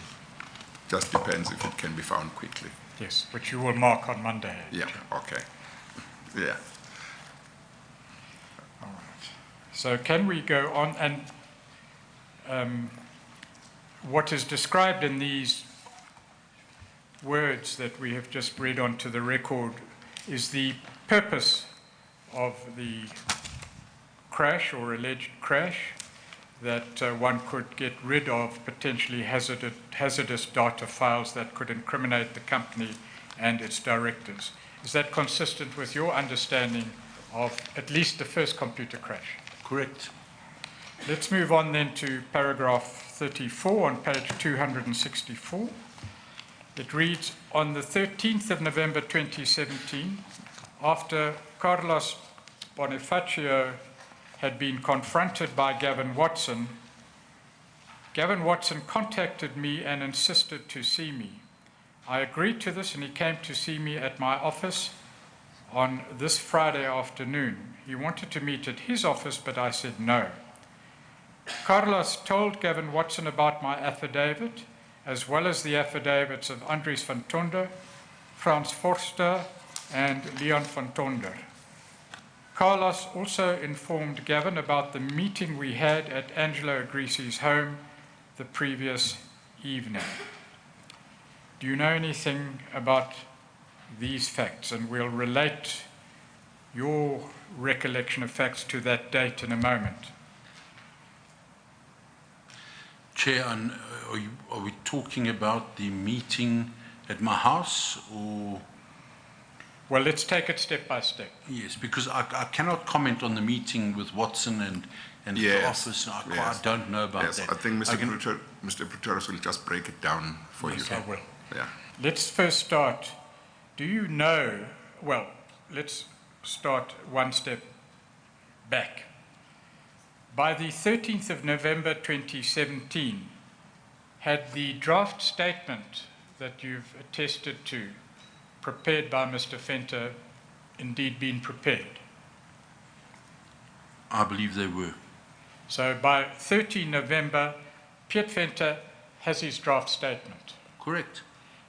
He then talks about a meeting that he had with, amongst others, Gavin Watson. Do you know anything about that meeting? I believe that there was a meeting where Gavin tried to convince him and got him to swear on the Bible that he hadn't signed the statement. Right. Tried to convince him of what? Not to sign the statement, not to turn whistleblower. Okay, so from your knowledge, however derived, you say that by the 13th of November, Fenton has prepared a statement, not yet signed. Correct. There then is a meeting, and at the hands of Gavin Watson, attempt is made to persuade him not to sign the statement. Correct. But you didn't attend that meeting yourself. You are basing your response on what you were subsequently told. Is that right? That is right. I'm basing it only on what was told to me. Then the last sentence of that paragraph reads, Carlos also informed Gavin about the meeting we had at Angelo Agrizzi's home the previous evening. Now, I know the dates might be hard to remember, but do you recall such a meeting at your home on the 12th of November 2017? I recall the meeting vividly. Right. So, in fact, it's correct that there was such a meeting at your home on the 12th of November 2017. You recall it. What happened at that meeting? Well, at that meeting, we basically just discussed the way forward in terms of contacting, at that stage, we wanted to contact Billy Hofmeyer, we wanted to contact the Hawks, SARS, and that was basically what we discussed at that meeting, apart from, discussing as well the issues with regards to where the stumbling blocks would be and what avenues to use to go for the corruption matter and to clear that up and to clear up everybody's names. Were the other members of the group to which you referred as whistleblowers, were all of the members of that group people who had previously worked for Bosasa but were no longer working for Bosasa, or were there some people who were still within Bosasa? Chair, at that stage, it was only people that were with Bosasa, and the majority of them were whistleblowers. I think there was maybe 2 or 3 people, including myself, that weren't part of Bosasa. Okay. Okay, no, I'm not sure if I understand it. Are you saying that most of them were still within Bosasa? Correct. Oh, okay. Right. Once again, Mr. Agrizzi, we don't know what anyone else will allege about this affidavit and its contents, but I've just glanced over the contents of paragraph 34 on this page and the following page. Nowhere is it said here in this paragraph 34 that Mr. Fenton told Mr. Gavin, yes, I've signed an affidavit, or I haven't signed an affidavit, I've prepared a statement, but I was forced to do so, compelled to do so against my will, but Mr. Agrizzi, it's not said here, and you know that. No, definitely not. Right. But what is interesting, at this stage, you say from your knowledge, the statement had already been prepared. Correct. All that remained, according to your evidence, is that that statement had to be attested to. Correct, Chair.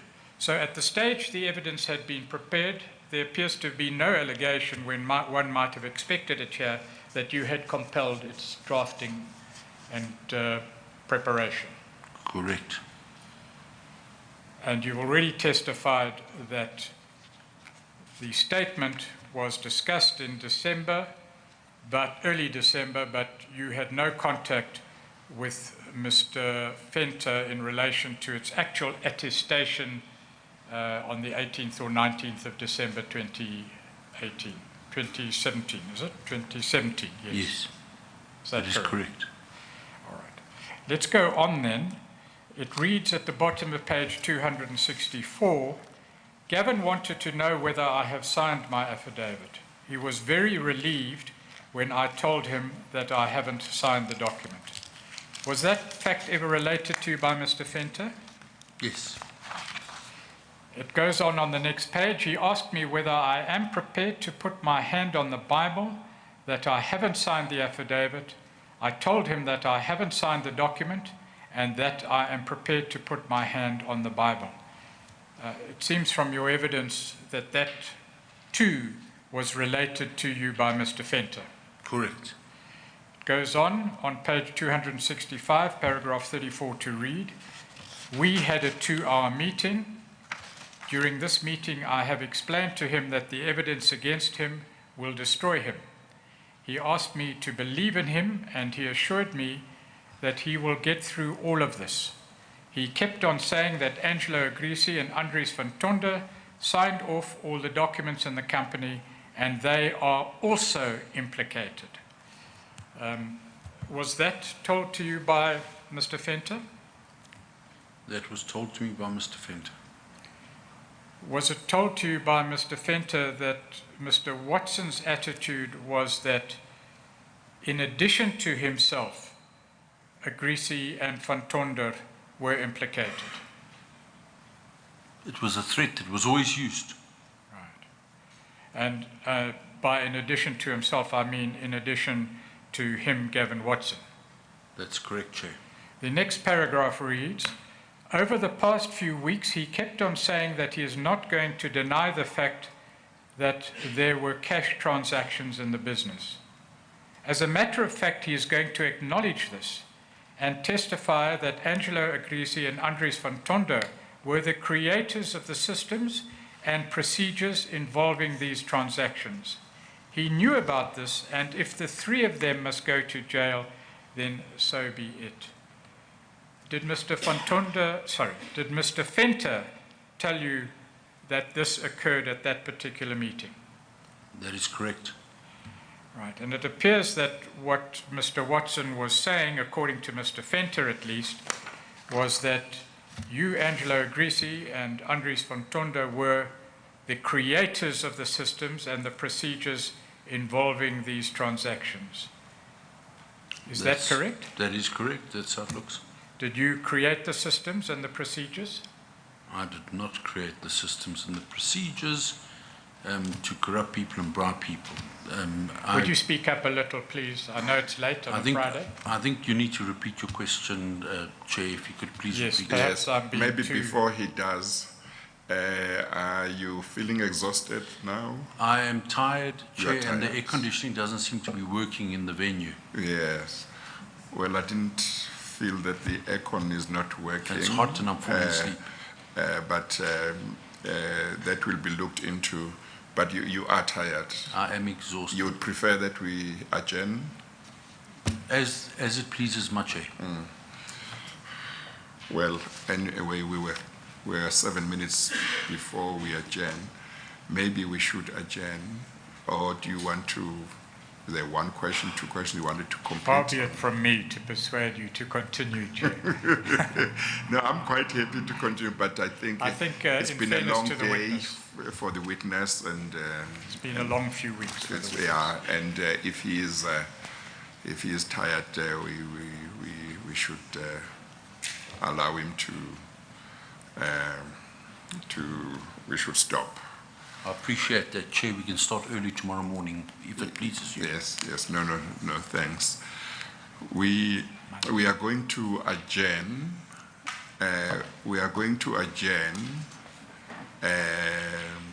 And we will resume on Monday at 10 o'clock. I take it you are still available, Mr. Agrizzi? I put in a request, Chair, to Advocate... To the legal team. If we could start a little bit later, because I do have an urgent appointment to attend to, but I don't want to disrupt the Commission. I will postpone my appointment if I have to.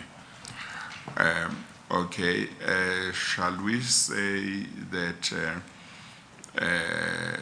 we will adjourn until 10, but Mr. Pretorius will let me know about your request, and if we are going to start later than 10, we'll try and make sure that as early as possible on Monday we announce the later time for starting.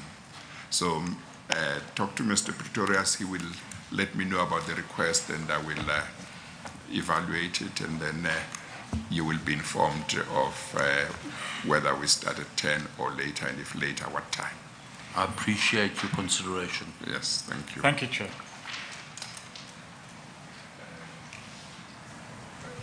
We therefore adjourn until 10 o'clock on Monday, unless notice is given for another time for starting on Monday. We adjourn.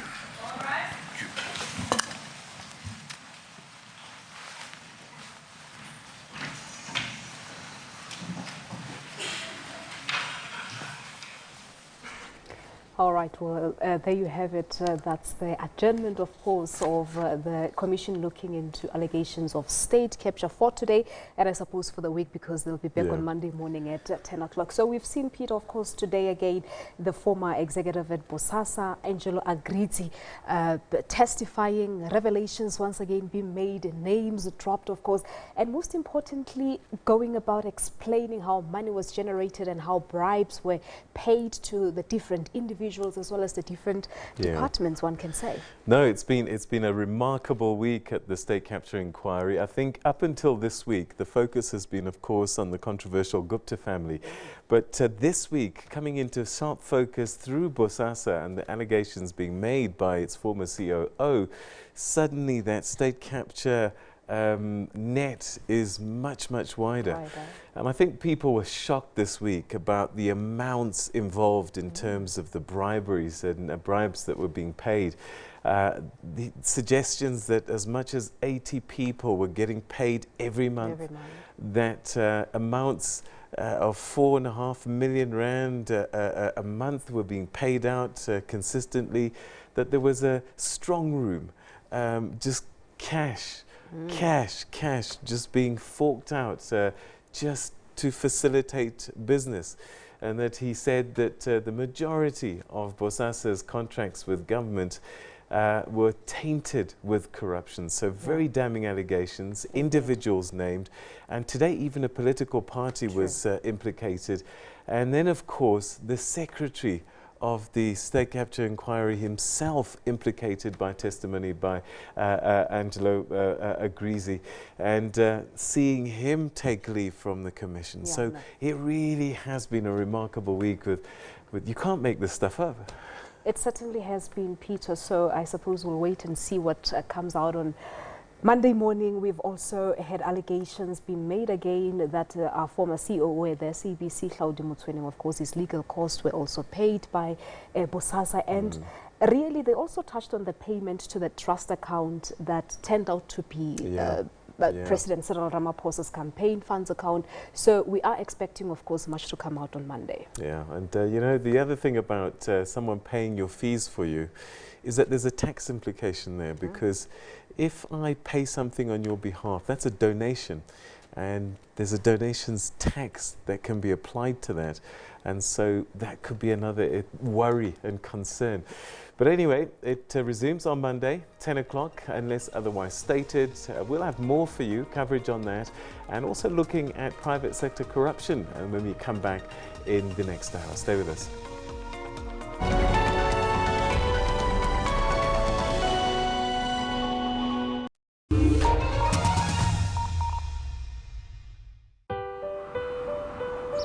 Here in the Ceres Valley, it takes 180 days to grow the perfect apple. Then we juice it. Every year, more and more people all around the country are saving money on their car insurance. Let's meet some of them. I work for a car dealership. Many of my clients that buy cars have to sort out their insurance. Yes. And hearing from them on a daily basis how much money they save from our insurance, I had to make the call myself. Your clients switched you, the car dealer. How much did you end up saving? Just over 300 rand a month. Switch up now, going into the new year. Yeah. 2019, make it yours. Yeah. As we say, 2019. Oh, it hits the spot. 2019. If you think it's a hassle getting a quote, put us to the test. Call or SMS now for a quick quote and make 2019 your time to save. SMS SAVE to 34473. Well, I'm doing my articles in chartered accountancy, so I have financial knowledge. What she said just made sense, so we switched and saved. How much did you end up saving? Almost 450 rand. You guys have children yet? No, but the mother-in-law is pushing very hard. If you can convince your mom-in-law to switch and save, that'll get you 1,000 rand off of your next monthly premium. With the money she saves, it's a win-win situation. Mother Frida, if you want babies, you must switch and save. Yo! If you've been with the same insurer for years and haven't recently put OutSurance to the test, call or SMS now and make 2019 your time to save. SMS SAVE to 34473. It was a simple telephone call, informed him of the basics. I had had an accident. With most insurance, once you've had an accident, they increase your premium. And then when he told me this is what the premium he would be, are you sure? Did you hear that I had an accident? How much did you end up saving? Half of my previous premium, almost 500 rand. Start your year off on the right foot. Queen of... Oh, no. They've all saved. Why shouldn't you? SMS SAVE to 34473 and make 2019 your time to save. So what happened is I made the phone call and I asked Olisa to just call me back. He explained everything to me, a meaningful conversation. How much did you actually end up saving? Almost 750 rands. That's how I switched and saved. But I'm glad our paths crossed. We could make an OutSurance connection here. Have you and Kolisa gone out on a date or something? No, it was just insurance. Oh, is it your time? Yeah, it's my time. Just think what you could do with the money you save. SMS SAVE to 34473. 2019, it's your time to save. How did your path with OutSurance cross? And I saw this advert about this guy, Chacha. So Mr. Chacha got me thinking, if I do switch and save, I won't just do the Chacha, I'll be doing the Tango. And the difference that you're now saving? It's just over 900 rand. In 3 words, summarize your experience. Smart, professional, and they saved me money. You know that last one was like 4 words. I know, but that's how good they are. SMS SAVE to 34473 and make 2019 your time to save.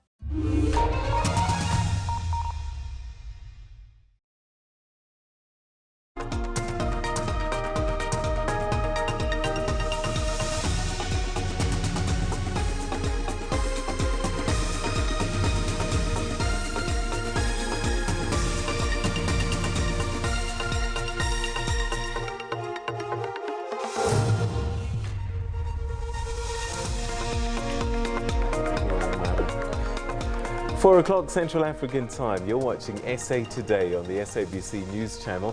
Independent and impartial, and we're coming to you live from our studios here in Johannesburg. Hello, I'm Peter Ndoro. And I'm Balesa Chibisi. A very good afternoon to you. Thank you so much indeed, and welcome to the second hour of the show. It's good to have you on board. We take a look at your headlines for this hour.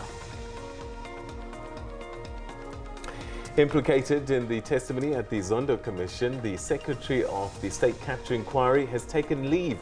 Former Bosasa COO Angelo Agrizzi has been testifying with more damning allegations against individuals and today even a political party. Solly Msimang is stepping down as Tshwane Mayor to focus on his Gauteng premiership campaign.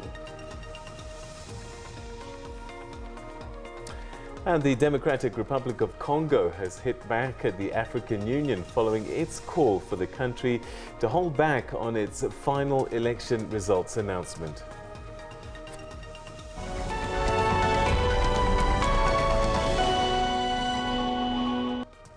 All right, just before we get on to our top story this hour, we have a question of the day for you, and of course it's related to the state capture inquiry in Parktown. And what we're asking you this afternoon really is what you make of the State Capture Commission's Secretary, Hozo De Vere, being implicated in Bosasa corruption. Yes, indeed. Send us your comments at SA_SABC. And remember to also send us your voice and video comments to our WhatsApp line. And the number is on your screen. It's 081 732 8421. And that, of course, takes us to our top story this hour, wherein proceedings the inquiry into state capture resumed amidst tight security today. The former Bosasa COO, Angelo Agrizzi, was back on the witness stand at the commission, which took place, of course, today in Parktown, Johannesburg. Agrizzi told the commission that an estimated 80 people received monthly bribes from the firm. Agrizzi since yesterday has revealed that almost all of Bosasa's contracts with the government were obtained illegally, and it spent about 6 million rand per month just paying off bribes. The facility and management company, now known as African Global Operations, is believed to have been granted more than 10 billion rand in government tenders.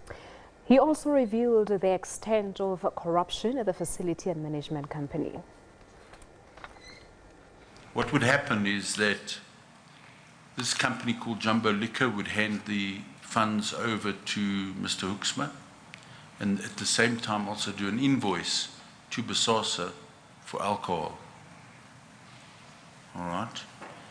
This alcohol was, well, was not purchased. There was no alcohol whatsoever, not even communion wine. So it was never purchased. It was just cash. And was never delivered. Was never delivered. It was just specified as an invoice, and who would check that the invoice would be delivered? Nobody would check. So the cash was transferred, and the amount of the invoice was paid and given in cash instead of the communion wine or the alcohol or the Coca-Cola or whatever. So let's take it step by step because the scheme can be quite confusing unless one follows it step by step. So if I can explain it to you, I would put an order for, I'm just saying I would. I never did the orders. They would put in an order for 4 million rand. Over a weekend, Jumbo Liquor wholesalers would do 4 million rand. And then, I'm sorry, do I understand correctly? Are you saying that the order, I mean, you have told me that there would be no liquor delivered. The order would be for liquor to the amount of 4 million rand. Correct. Okay. Yes. Okay. All right. Continue. So I just wanted to understand that part because I would imagine it would catch anybody's eye, just the mere fact that it's liquor and it's for so much. But you will continue, you may continue. Obviously the amount was split over time, so maybe using 4 million rand is not the right, maybe let's use 600 it wasn't a 4 million amount. I'm just giving the amount. But it would be say 1 million or 1.2 million at a time. But over a week or over 2 weeks, it would come to 4 or 5 million. Oh, that's from the same supplier. That's still quite high, I would imagine, yeah. But as long as the invoices were in sequence and it didn't highlight any concerns from anybody. So what would happen is the order would be sent, they would collect up the cash, and when it was ready to be delivered, there would be a phone call and payment of an EFT would transfer. Now, there were interesting... Phone call from who to whom? Well, it would be, I can't recall if it was Jacques van Zyl and Rian Hoeksma, or if it was Andries van Tonde and Rian Hoeksma. But they would normally, the standard practice would be they phone a week during the week and say, Gavin Watson needs X amount of cash, and they would then arrange it. The Commission also heard that Bosasa allegedly paid 1.1 million rand towards former SABC COO Hlaudi Motsoeneng's legal fees. Paragraph 10 reads, during the middle of August 2017, Gavin Watson approached me to assist him to pay the legal costs of Mr. Hlaudi Motsoeneng. On 17 August 2017, I received an invoice from Walter Jele from Majavu Attorneys proof attached. Before we go into the detail, do you know anything about those facts? I don't know the details, but I have seen the proof and the payments made. You've seen proof of the payments. Are those the payments referred to in the subsequent lines of paragraph 10? That's correct. Do you have those available? I have submitted everything to the Commission in digital format, but the printed copies are with my erstwhile attorneys. Well, for an update on today's state capture inquiry proceedings, and perhaps even in the week, we're now joined by senior reporter Mzwandile Mbeje, who's been there this week. And Mzwai, I think, just like viewers at home, at times your jaw must have dropped. Give us an update for today.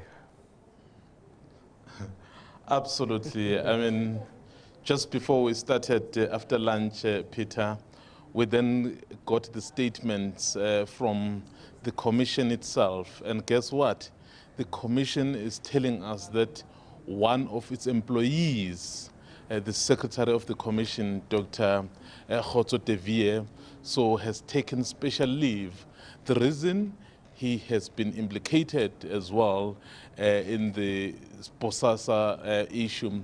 At some point, he was the senior official at the Department of Justice, and in his affidavit, Mr. Angelo Agrizzi implicated him, saying basically he is one of the people who got paid bribes.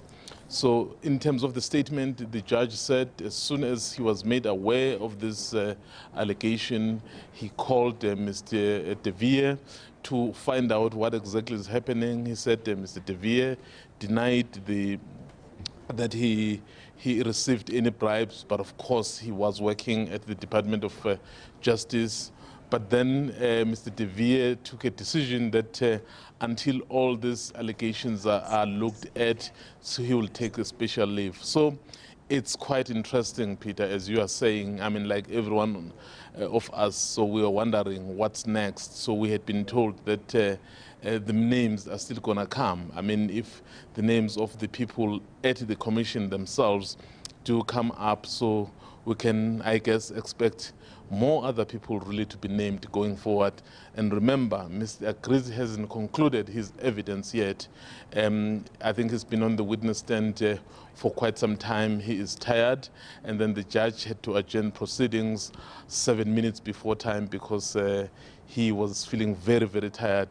And then he is coming back on Monday, possibly at 10, subject to a few logistical issues that they need to attend to. Mr. Agrizzi had said he had a very pressing appointment on Monday, but also expressed his willingness not to delay the work of the Commission. So all they will do, Peter, they will just work out the best possible time to sort out whatever he needs to sort out, and then from there he comes back to continue his evidence. All right, Mzwai, you know, when I look back at this week, first of all, Agrizzi was a bit of a surprise. I think nobody expected him to come through. What it has done has taken away state capture away from the controversial Gupta family. But in this Bosasa episode, it seems it was far and wide, so many people, so much money that was moving around to keep the wheels of corruption turning.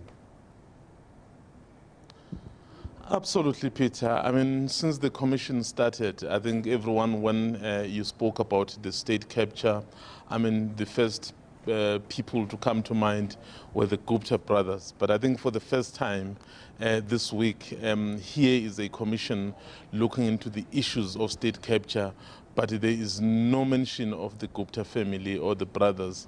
But it talks about these Bosasa guys, the Watson brothers, so to speak.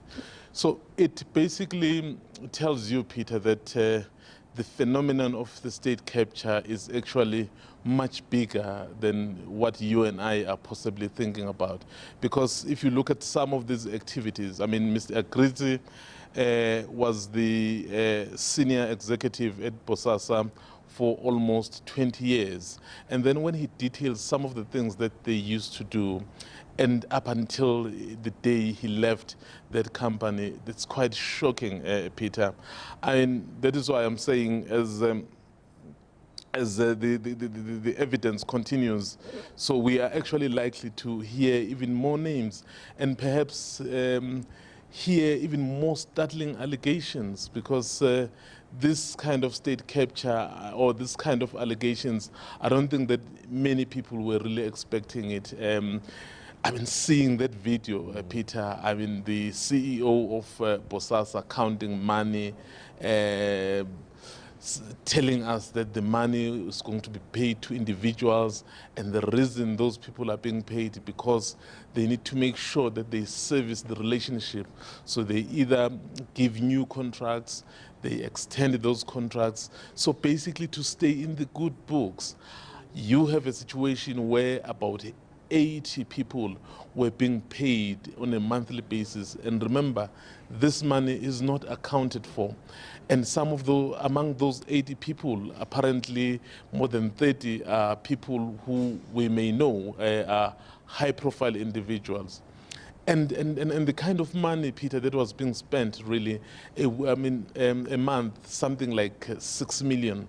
It's quite surprising, but what can we say? This is the commission which was set specifically to unearth these kinds of acts. And I think we are getting really to what this commission needs to do, because it must look at the issue of state capture in its entirety. Yes, the Guptas have been fingered in the past, but it does appear now that the Guptas are not the only ones. All right, Mzwai, that's where we're going to leave it for now, but I'm sure that we'll get another update from you a little bit later on the full view, but thanks for that update. That was Mzwai, who's been covering this state capture inquiry this week, and yeah, startling revelations. The magnitude of the bribes and the corruption that's been alleged by the former COO is quite remarkable. And corruption in the